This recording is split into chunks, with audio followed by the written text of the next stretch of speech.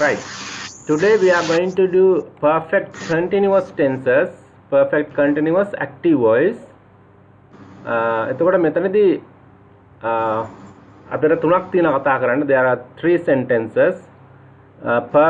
Present perfect continuous, past perfect continuous සහ future perfect continuous.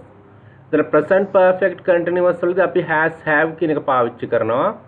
has එක කියන්නේ present කියන්නේ singular නම් ඒකවචන නම් subject එක plural බහුවචන නම් have එක. past perfect එකේදී කෝක තිබුණත් ප්‍රශ්න නැහැ, plural singular කියලා වෙනසක් නැහැ. had කියන එක පාවිච්චි වෙන්නේ. future perfect වලදී will have කියන එක පාවිච්චි වෙනවා subject එක මොකක් වුණත්. ඒතර මේක සිංහල තේරුම තමයි තියෙනවා. present perfect වල තියෙනවා, past perfect වල තිබුණා කියන අදහස තියෙන්නේ, future perfect වල තියේවි කියන අදහසක් තමයි තියෙන්නේ. ඒතර හුඟක් කරාට මේකෙදි මේ for කියන එක පාවිච්චි වෙනවා. for සහ since been කියන තුන.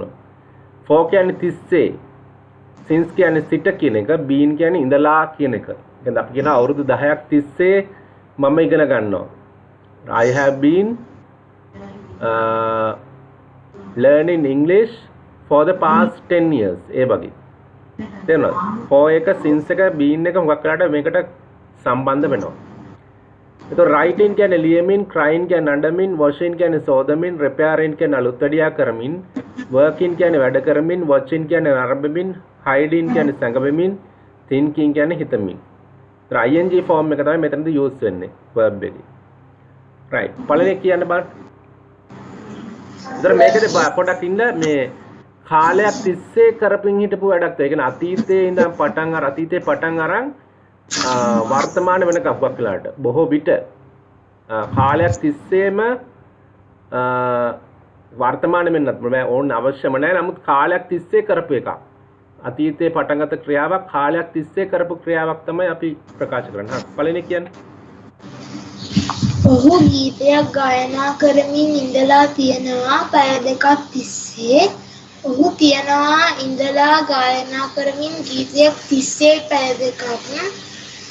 He has been singing a song for 2 hours. ඔහු නම් he තියනවා ඉඳලා ගායනා කරමින් has been singing ගීතයක් නම් a song පැය දෙකක් තිස්සේ නම් for 2 hours.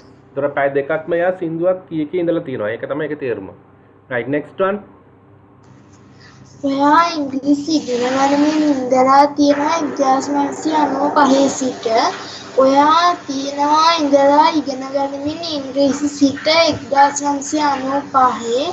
You have been learning English since 1995. එතන උඩ එකට for එක ආවා, යට එකට since එක දාලා දෙනවා. ඒතකොට හුඟක්ලට මේ tense එකේදී ඕක use වෙනවා. අවශ්‍යම නැහැ, නමුත් use වෙනවා. හරි. next one.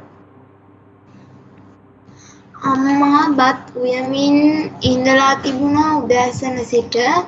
අම්මා තිබුණා ඉඳලා උයමින් බත් සිට උදෑසන. Mother has been cooking rice since the morning. mother had been, has been නෙමෙයි had been. ඒ කියන්නේ මේක අතීතයේ වෙච්ච, ඒ කියන්නේ මේ past perfect continuous එකේ තියෙන්නේ mother had been cooking rice since in the morning. අම්මා mother තිබුණා ඉඳලා කුයමින් had been cooking බත්න rice උදෑසන සිටන since in the morning.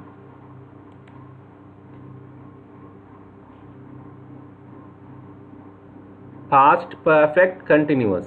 හරි, ඊළඟ ඇය අතුරුපසක් හදමින් ඉඳලා තියෙනවා පැය ගණනාවක් තිස්සේ. ඇය තියනවා ඉඳලා හදමින් අතුරුපසක් තිස්සේ පැය ගණනාවක්. She has been preparing dessert for several hours. ඇය නම් she තියනවා ඉඳමින් හදමින් නම් has been preparing අතුරුපසක් නම් dessert තිස්සේ පැය ගණනක් නම් for several hours. next one, last one.